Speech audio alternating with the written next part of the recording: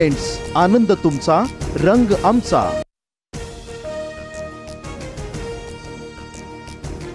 महाराष्ट्राचा मुख्यमंत्री हिंदी कशी आणता येईल याचा विचार करतो। मी हिंदी भाषिक नाही, गुजराती असल्याचे देशाचे गृहमंत्री सांगतात। मग आम्ही बोललो की संकुचित कसे? राज ठाकरेंचा शहा आणि फडणवीसांवर घणाघात।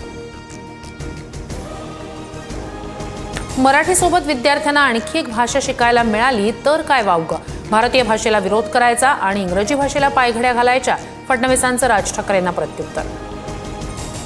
भ्रष्टाचारी तितुका मिळवावा, भाजप पक्ष वाढवावा, उद्धव ठाकरेंची टीका, तर सरकार महाराष्ट्रातून मराठी संपवायला निघालंय, ठाकरेंचा आरोप।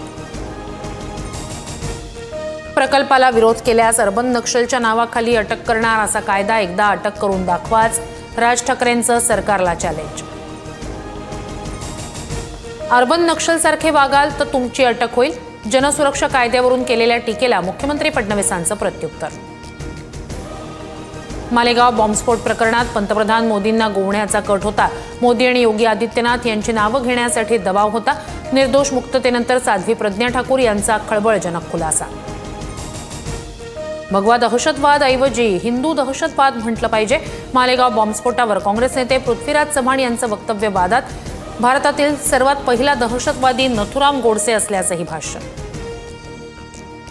हिंदू धर्म कुणावरही अन्याय करत नाही, पृथ्वीराज चव्हाणांनी हिंदू धर्माचा अपमान केला, उपमुख्यमंत्री एकनाथ शिंदेंचा हल्लाबोल। आम्ही हिंदू धर्माला मानणारे सनातन धर्मानं भारताचं वाटोळं केलं, सनातनी विकृत आहेत हे म्हणायला घाबरत नाही, जितेंद्र आव्हाड यांचं वक्तव्य।